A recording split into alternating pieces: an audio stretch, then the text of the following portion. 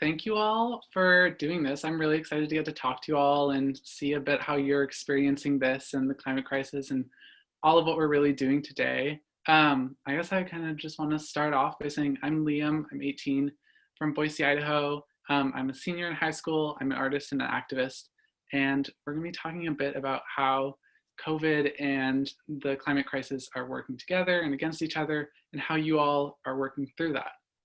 A question for you all. Has social distancing impeded your art? Or in what ways have you found creative solutions or inspiration right now? One of the things that I see from everyone in this group is that there's a philosophy that making very cool human stuff that also encourages people to give a shit about the world is possible. And I'm so inspired by people who do that, because I don't see it enough. A lot of people in art and entertainment seem to think that it's better for their image to seem a bit aloof and unfazed by everything. But you're all doing things that are about really speaking your mind, embracing humanity, and so thanks for doing that. But I think we have, like the WPA, we have a moment right now where creative people can really deal with a lot of the societal therapy that needs to happen right now. And I've always loved art as both a therapeutic thing that allows me to escape and engage. How many different things in life have that kind of beautiful dichotomy? Not many. So I think it's a great moment for that. And hopefully the way in which a lot of artists are responding, which I've been amazed by during COVID, is going to make people realize that it's something to embrace all the time, because we need it all the time, and whether it's an extreme or a mild crisis, we're all coping all the time, and art helps with that. One of the things that I didn't actually clock until way later, like in fact it wasn't something I really fully clocked until about the last few years, is that my band, the Dresden Dolls, were really precisely a post 9/11 band. Mm. And from Boston, New York, right? And we knew it at the time. Of course, we knew that intellectually. But when I look back at like what my band was, what we did, and what we meant to people, and the fact that we got our start in New York and in Boston, and we were speaking to the people that had just happened to. Right. I can't separate history and that and art. You can't separate history and art. You can try, but anytime art is made in a time, that time is the time, and this is the time. And I'm seeing a lot of artists struggle right now, feeling, I'm seeing artists struggle in two ways right now. A lot of artists like me are just feeling, paralytic for whatever reason, emotional health reasons, or I can't make art while I've got to homeschool 5 kids, or. But also, it's been interesting to see how society has responded to the needs of artists right now. And one of the crazy things about my life is if you look at the timing of my tour, I got to Australia just as the bushfires started, and left to come to New Zealand just as they were, just as that moment in time was over. And I got to work and made a whole charity album and got a bunch of collaborators together. And it was almost like that album came out and then poof, this moment happened. And all over Australia, all these artists had been pouring out their time, working for no money to raise money for affected people. And the artists were on the front lines of, what do we do? How do we mobilize? How do we help? Benefit. You couldn't go 2 seconds without seeing a benefit concert or an artist trying to help just the community in Australia, the animals, the people, the farmers, the displaced. And then 2 seconds later, you had COVID happening. None of, so many artists I know, I can't say none because there are a lot of us that are just fine because we've got money in the bank and second homes and whatever. But we're the 1%. Most of the artists that I know don't have a lot of money in the bank, don't have a steady paycheck, don't have a fallback plan, don't have a safety net. And in the first week or two of lockdown and coming here, I felt like I had to really freedom fight and help start funds and do lots of stuff. And it was really interesting to see the arguments on the internet.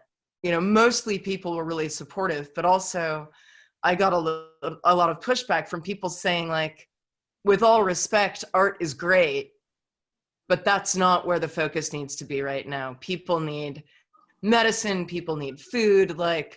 We love you, Amanda, but fuck art. And I was try to get through the next week without listening to music, watching a movie, taking solace on anything around you that is beautiful, that was made by someone, and then come back to me and fucking tell me that. Really, I don't think you mean what you're saying, because I don't think that you're capable of imagining a world where you're not taking in art and that it's helping you, especially in a moment like this. How can we collectively change our behavior and the behavior of our government towards a more sustainable world? This is about collective focus. No one's able to ignore this. And I thought that Occupy Wall Street was a really important movement. I know that Amanda did too.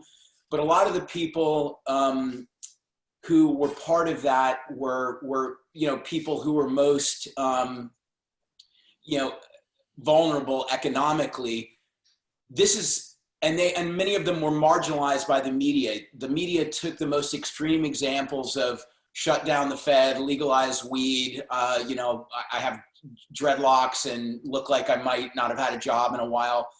Those people who I actually think their voices were legitimate as well, but they were focused upon to discredit the movement. I think that a lot of the ideas that were there in Occupy really need to come back to the front now, because they're all legitimate. The idea that society doesn't work well when there's too much power and wealth concentrated in too few hands, like the Jeff Bezoses of the world that you're mentioning.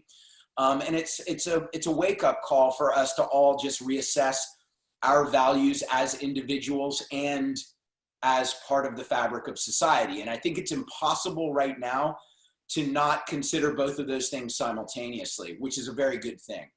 Earth Day Live is a huge coalition, but the biggest part of the coalition is a youth movement.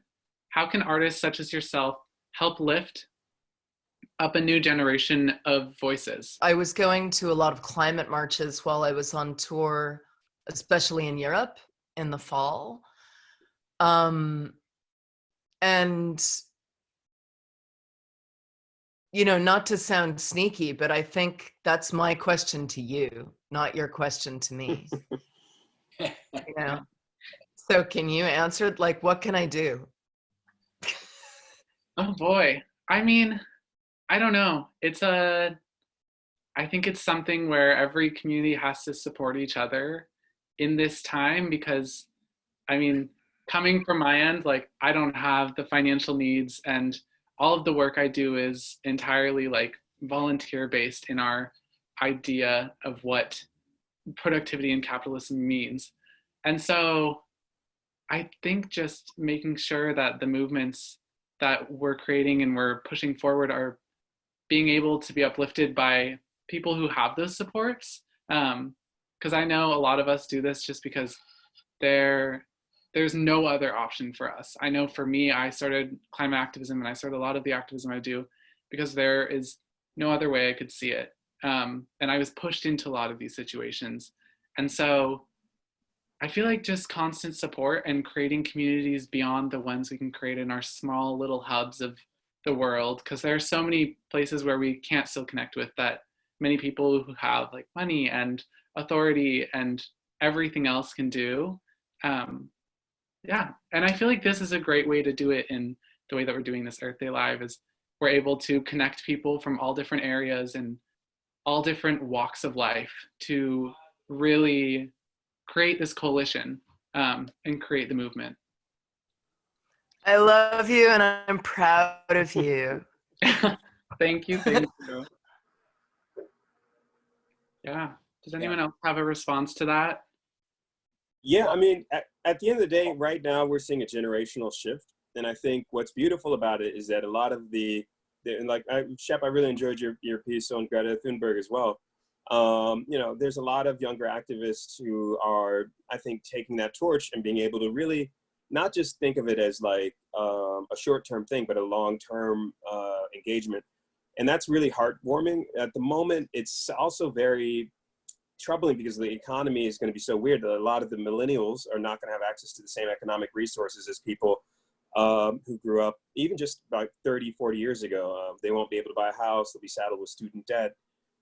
Most major universities at this point are just like huge hedge funds with a small school attached to it. Like, Harvard, I was reading an article recently at Harvard, their endowment took a huge hit because of the stock market dip, et cetera, et cetera. And so all of these things are going to leave a generation of people with deep uncertainty about their relationship as stakeholders to the economy. And that's where the arts, actually, I think we're going to move to much more of the creative economy. And I'm a big fan of thinking about how the arts can show you a path that you didn't think about. And I mean, Shep, we both have an old school DC relationship. I grew up in DC.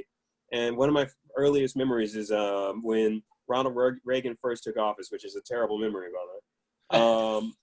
He took the solar panels off the White House. Yeah. And I grew up near DuPont Circle at Connecticut and R.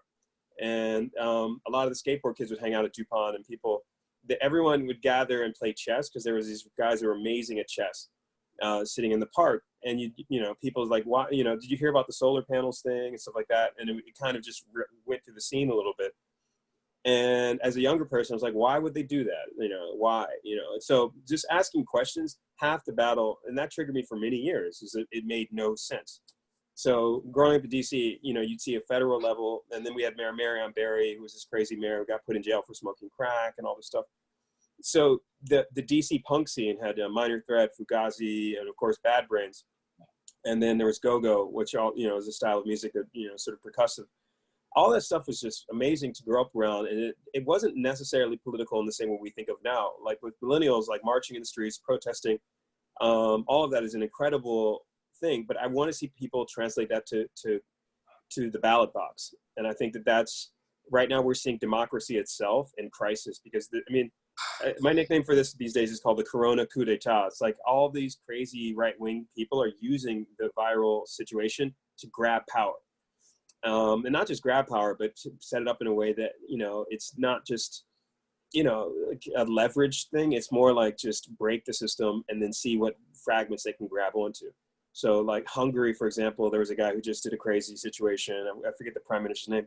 But Amanda, to what you were saying in New Zealand, all the countries that are doing better responses are usually run by women. I have to admit, it's been amazing to see, the prime minister of Finland, New Zealand, and so on and so on. They're actually giving people a lot more of a good perspective of how shifting, this is the 20th century is in the rearview mirror now. It's done. But the voices of people who have been excluded or been problematic are going to be the ones that show us a new path. The New Zealand prime minister is amazing. It's, she would take over here. It's amazing. I have kids who are two girls who are 12 and almost 15. And it's amazing to see, of course, we live in Los Angeles, so maybe this is not representative of everyone that age, but their attitudes about, homophobia, any sort of condescension based on class, environmental destruction, they're like, those are behaviors for Cro-Magnon backward imbeciles, and they're amazed that I came from South Carolina and am mildly enlightened. But they, the one thing though that I keep emphasizing to them is that they have to put their beliefs into practice and have courage and be tenacious, because what I see, Liam, with a lot of younger people is they have idealism, but they don't, but they wither when there's hostility often. And you know, I've only made it to where I am because punk rock was all about, you know, carving out your own system and standing your ground if you didn't believe in the dominant society's values, and then finding a way around whatever walls they were erecting, over, under, and I think that sort of mentality, that DIY mentality of empowering yourself and figuring out how to change the existing system if you can, or create an alternative system, that's going to be essential. And I've always employed what I call the inside-outside strategy, where I'll work outside the system, but if I can infiltrate and make some of those people think I'm not a threat, and then get in there and tweak the machinery, I'm all for that. But it has to be while maintaining the, you know, the values that are, you know, that make you authentic, like Amanda said. And, you know, I love that coup of being able to navigate the mainstream when necessary, but to overhaul it for, you know, for the better. It's not always easy, but, you know, staying separate or isolated, I think is not going to work. And that's why I tell people that no matter how flawed they think the two-party system is, or the candidates that are, they have to vote, because if the people that are so happy they're not voting know that their voices won't matter, they're going to implement policies that are not good for those voters, or probably most anyone else other than the top 0.1%. You know, I'm middle-aged and comfortable. This is not a green screen. So, you know, but yeah, it's very important to be tenacious and resourceful and connect with like-minded people, because there's strength in numbers. I think everybody here understands that. How can artists and art itself help us survive this moment and hopefully build something new? If everyone spends a little more time being mindful about the making, the consuming of art, like, terrible way to put it, but, you know, maybe this moment can be about really examining in a lot of facets and a lot of ways, like, I have this thing, where did it come from?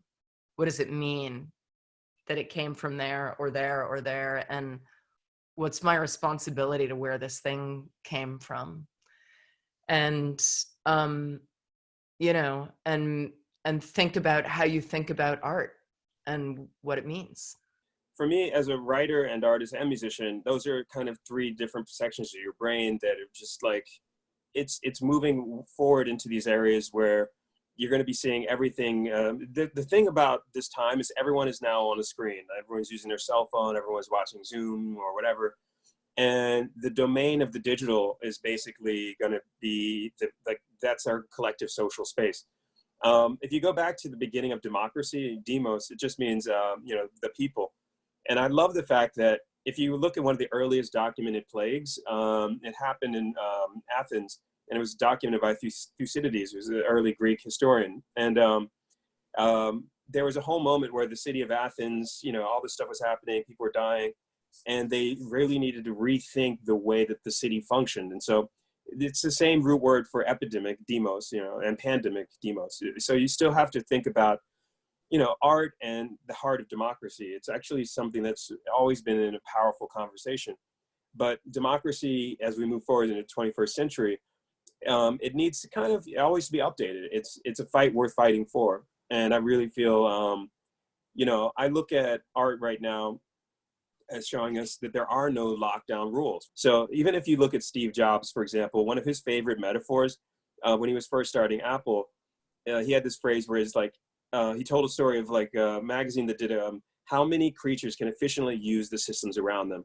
And human beings were like really low because like an eagle has better lungs, a bat can fly with very specific kind of biological processes going on, you name it. And we don't optimize our physical environment. But if you give a person a bicycle, then they really can, you know, jump a lot further, a lot faster, things like that.